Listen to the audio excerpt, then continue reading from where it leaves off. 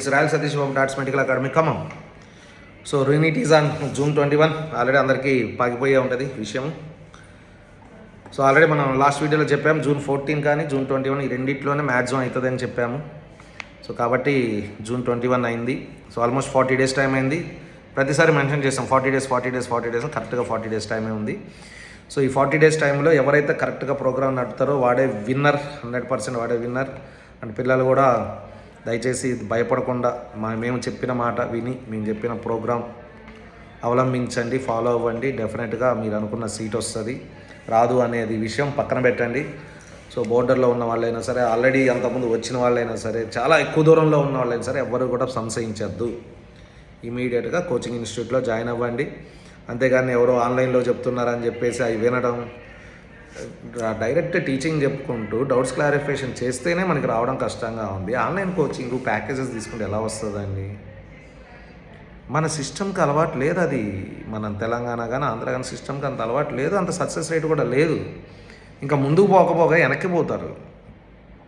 మళ్ళీ next year వెనక్కిపోయిన మళ్ళీ ముందుకు తీసుకురావాలంటే మళ్ళీ అసలు వాడున్న స్టేజ్కి తీసుకురావాలి, మళ్ళీ ముందుకు తీసుకురావాలి, చాలా కష్టం కదా.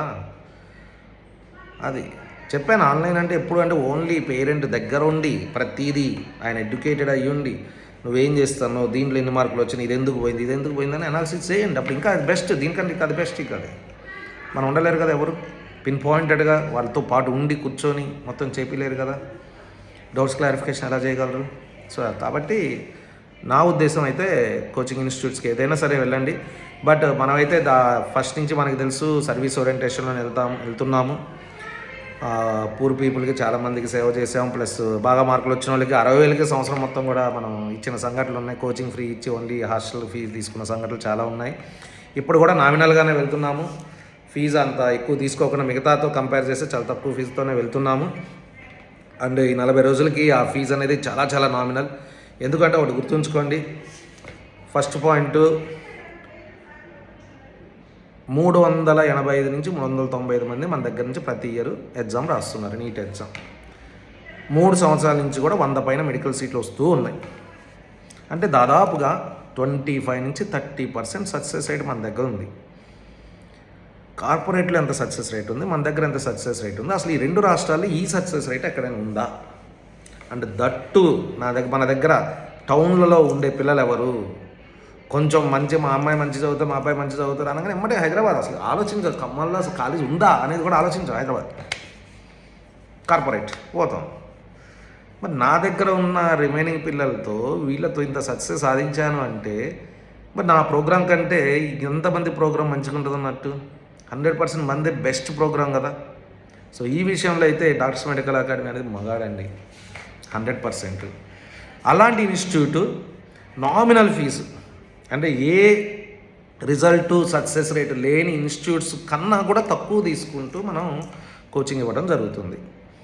అండ్ వన్ మోర్ థింగ్, ఈ టైంలో స్టాఫ్ అందరూ ఎక్కడైనా సరే ఇన్స్టిట్యూట్ అయినా స్టాఫ్ అందరూ హాలిడేస్ తీసుకునే టైము, ఫ్యామిలీస్తో బయటికి పోయే టైము, అవన్నీ సాక్రిఫైస్ చేసి నీ దగ్గర ఉండి నీ పిల్లగాడికి లేదా పిల్లకి మంచిగా మార్క్స్ రావాలని డెడికేటెడ్ వర్క్ చేయాలి అంటే ఎంత సాక్రిఫైస్ చేయాలి, దానికి ఎంత వెలగడతారు మీరు? అలానే ఇన్స్టిట్యూట్స్ పాయింట్ ఆఫ్ వ్యూలో కూడా మేము జూన్ 1కి లాంగ్ టర్మ్ బ్యాచ్ స్టార్ట్ చేస్తే, అసలు మే 25th అలా అనుకున్నాం, లాంగ్ టర్మ్ బ్యాచ్ స్టార్ట్ చేస్తే ఆటోమేటిక్గా ఇన్కమ్ ఎక్కువ జనరేట్ అవుతుంది. వాళ్ళు ఒక 50% 30% వాళ్ళ ఫీజులో కన్నా ఇన్కమ్ జనరేట్ అవుతుంది.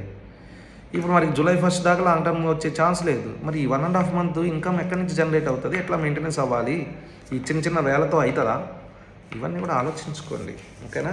సో అలానే ఆల్రెడీ ఫస్ట్ నుంచి చెప్తున్నాను, లాస్ట్ ఇయర్ కూడా చెప్పాను, కంప్యూటర్ బేస్డ్ టెస్ట్ ఉండాలి. లీకేజ్ని అరికట్టాలి అంటే కంప్యూటర్ బేస్డ్ టెస్ట్ ఉండాలి అని క్లియర్గా చెప్తున్నాను. దీంట్లో ఏంటి అంటే లాస్ట్ టైం కూడా ప్రపోజల్ వచ్చి కూడా మనకి చాలా ఎక్కువ మంది ఉన్నారు, నీట్ చాలా ఎక్కువ మంది రాస్తున్నారు, ఎట్లా పెడతాం కంప్యూటర్ బేస్డ్ టెస్ట్? అసలు దాంట్లో ఆలోచించేది ఏంటంటే, ఇప్పుడు మెయిన్స్ ఒక 12 లక్షల మంది రాస్తే ఒక వారం రోజులు పెడుతున్నావు, 24 లక్షల మంది పెడితే 15 రోజులు పెట్టు. ఎవరు వద్దన్నారు? 15 రోజులు పెట్టడం నీకేమన్నా, వారం రోజులు పెట్టినట్టు 15 రోజులు పెట్టడం నీకేంటి ప్రాబ్లము? స్లాట్సే కదా, అది చిన్న లాజిక్ కదా. అది ఎందుకు ఆలోచించట్లేదు అర్థం కావట్లేదు. అలానే ఇంజనీరింగ్ స్టూడెంట్కి ఏమో 2 ఎగ్జామ్లు పెట్టి దాంట్లో బెటర్ 1 తీస్తున్నారు. మరి మెడికల్ స్టూడెంట్గా ఒకటే ఎగ్జామ్ పెడుతున్నారు. అది కరెక్ట్ కాదు కదా. అసలు దానికంటే ఇంపార్టెంట్ ఇది, చాలా ఇంపార్టెంట్ కదా. సో ఎనీవే అది కూడా వస్తుంది త్వరలో అనుకుంటున్నాను. సో అది చూద్దాము. నెక్స్ట్ ఇయర్ అయితే కంప్యూటర్ బేస్డ్ టెస్ట్ అని అయితే క్లియర్లీ మెన్షన్డ్. అలానే ఇంకా కొన్ని రాష్ట్రాలు మాకు ఈ ఎగ్జామ్లన్నీ వద్దు, మాకు ఇంటర్మీడియట్ మార్క్స్ బేస్ మీద ఇవ్వండి medical seat. Intermediate marks base మీద ఇవ్వటం ఏంటండి, కామెడీ కాకపోతే.